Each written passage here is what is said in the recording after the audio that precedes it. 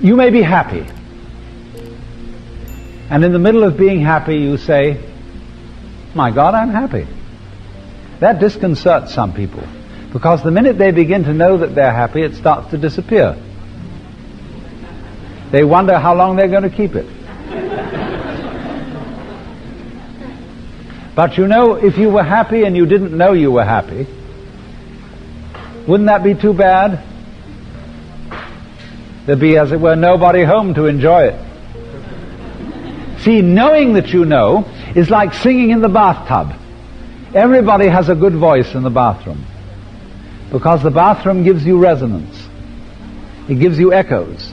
It amplifies the sound in the same way as a great cathedral amplifies the sound of a choir. And so in just that way we have, as it were, an ecosystem inside our skulls, so that we know when we're happy, we know when we're sad, and when we exist, we know we exist. Most people are working at tasks which they hate, so that they can make enough money to stop doing it and play. Now, this is perfectly ridiculous. Nobody needs to do that. Because what you get with work done in this way, done heartlessly and without joy, is money. And what can you do with it? Supposing you do earn time to spare and money to spend, what is there to buy with it? The answer is the other fake and joyless products made by other people who hate their work. So there is a certain phoniness, a certain lack of essential quality in almost all the work that we perform, because the work is done not for the work but for money, and play is considered something separate from work. Work is serious. Play is not serious. In fact, we have a strange incapacity to play at all, because we always, especially in the United States, play with an ulterior motive. That is to say, play is good for you. And we do everything because it's good for us, because we judge the physical world without our senses. We judge in theory. The essential principle of business, of occupation in the world is this: figure out some way in which you get paid for playing.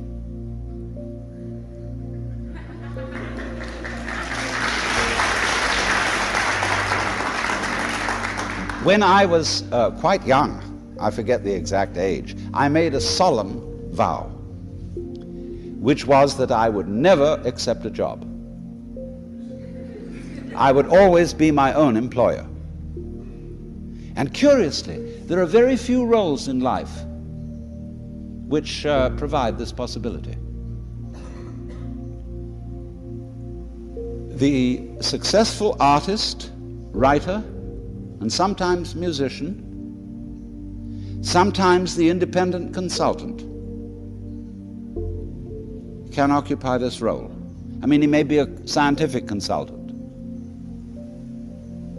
but by and large, almost everybody seems to be compelled to take a job with a corporation. It's very difficult indeed these days to run a small business where you're your own boss, because you have to employ an enormous staff of people to keep track of the paperwork. I know a person, for example, who has a farm where he raises avocados. And the Department of Commerce visited him with a stack of forms this thick, which he had to fill in. Well, he got tough and said, I haven't the faintest idea what to fill into these forms. And he said to the agent of the Department of Commerce, you fill them in. And he made that man sit down and go through the whole procedure of filling in these forms. Because he said, I don't have the time. I'm raising avocados, that's my business. And as to all this paperwork, well, to hell with it. And the same situation prevails not only in business, but also in the university and in the hospital. One of my favorite doctors told me the other day that he spends only 1/3 of his working hours practicing medicine. The rest is in recording, accounting, filling in reports. And it's the same in every hospital. Paperwork endlessly, because the record of what you do is more important than what you do. Write it down, and then it's real. And so, for the same reason, a lot of people don't believe they exist until they see their activities reported in the newspaper. A lot of juvenile delinquents commit crimes just to get attention. They'll get recorded. It's like you go to a party, it's a picnic on the beach, and it's great fun. And somebody says, what a shame it is that nobody has a camera. Well, now, I should talk, because at this moment we're recording what's going on, both on tape record and on TV. And remember that it takes as long to view it or to listen to it as it does to do it. Now, who's going to listen to all this over and over again? So there's something fundamentally wrong here, and which the businessman of all people needs to understand.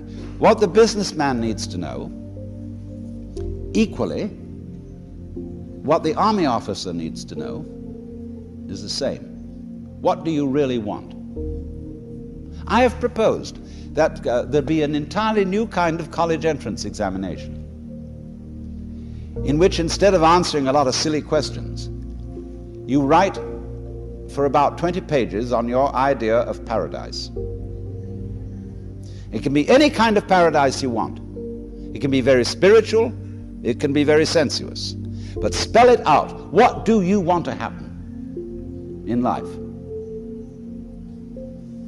And then you will hand this thesis in to an assigned tutor on the faculty. And he'll read it over and examine you closely as to whether this is what you really want. Do you realize, for example, what goes with the things you say you desire?